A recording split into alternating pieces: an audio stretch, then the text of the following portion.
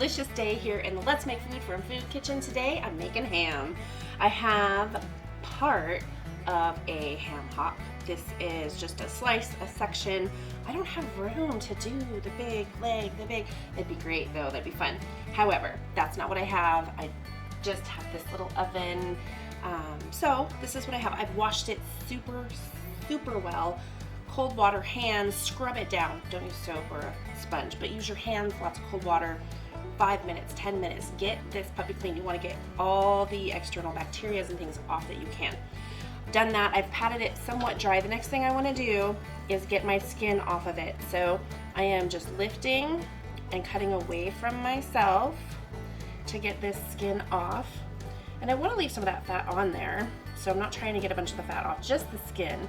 And I'm going to add this skin to my bag in the freezer that has the skin from when we did the bacon, because we can still use it. And we'll talk about that later, because that's not what we're doing today, is I need to weigh it. So I'm going to kind of fold it in half since my scale is small. And I'm going to do it in pounds. There we go.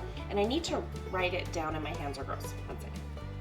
All right, I've got my weight. I've got my little piece of paper and my pencil. I'm gonna write down 3 pounds, 7.8 ounces. And why is that important? Well, if you haven't watched my bacon or my rashes episode, it's because we're going to use that weight to calculate our brine mixture. So that's our curing salt, that's prog number 1, pink curing salt, our kosher salt, and I found a really great site that will calculate this for you, and it'll even tell you how long you need to do it based on the weight and the thickness in terms of your curing time.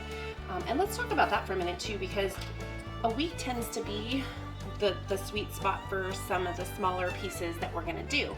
But if you're doing a thick, big piece, that's probably not gonna be long enough. Well, how do you know? Because if you don't cure it long enough, what happens is you're gonna cook it, you're gonna slice it open, and it's gonna have this piece, this section in the center after it's cooked that is brown instead of pink. Now there's nothing wrong with it, it just didn't get cured like the rest of it did. It didn't have enough penetration time, so it's not gonna have the flavor, and it's not gonna last as long either because it wasn't cured. The next thing we're gonna do is calculate everything we need. I'm gonna put all of the percentages below for you.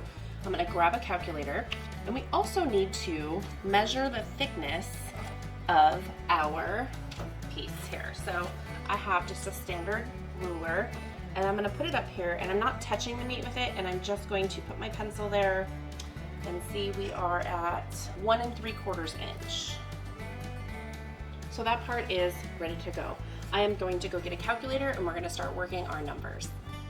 Through the magic of YouTube, I'm back. I have all of my numbers thanks to AmazingRibs.com. I'm going to put that link down there, check it out. I really like the calculator that they have, and he gives a ton of great information on your curing, more than most other places that I visited and learned from.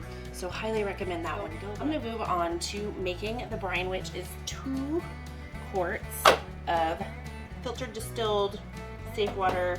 Everything we do, we want to be really clean about when it comes to curing our meats. We don't want to introduce bacterias and things like that, which is why we wash our ham really well, and I've sterilized my container before using it.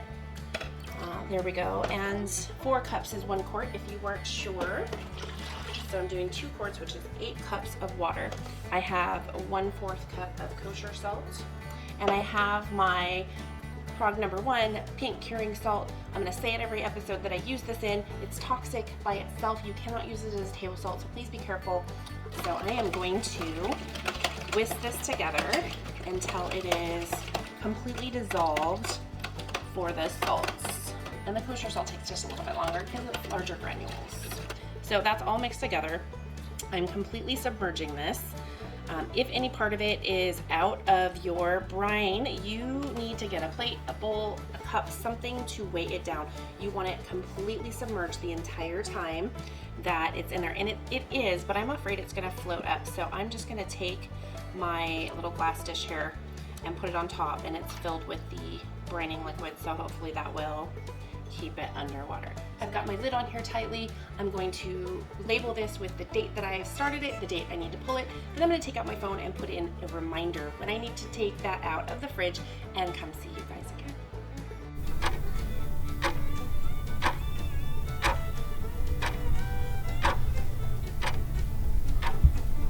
Alright, I have got my pork completely rinsed out, and I am patting it dry just a little bit to get some of that extra moisture out. I have a baking pan. I don't have anything in it. We're cooking it at a lower heat. We don't really need to add anything. So I'm just going to transfer this into my pan, like so. I'm going to put it in the oven. It's at 325 degrees. You're going to cook it to an internal temperature of 145 if you're going to eat it in the next week. If you're not, you need to cook it to 165. So if you plan on cooking it, freezing it, saving it for later, just for that food safety, cook it to 165 if that's your plan. So I'm gonna go ahead and get this in the oven. It should take about 2 hours. I'll start checking it at about an hour and a half, and you're gonna check it at the thicker points, not the thinner points.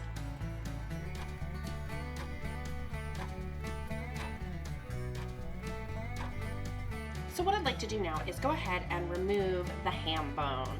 So I'm just going to use my knife, and this is a smaller one because I don't want to have to try and get that big one delicately around this bone. And you can leave it in if you want to have it in there when you slice it up, if you want. But this ham is essentially, it's ready to eat. You can eat this just like it is. You can glaze it and bake it for a little longer with your glaze on there. You can pull it halfway through and glaze it as well. You can also smoke these or cook these on the grill instead of baking them, but I'm trying to do this for people who don't have the access to the grill or to the smoker, and I personally don't have a smoker. I have a grill. I have a charcoal grill and a gas grill because it depends on the day and what I'm making and how much time I have, because I love a charcoal grill, but sometimes I don't have the time to wait for it.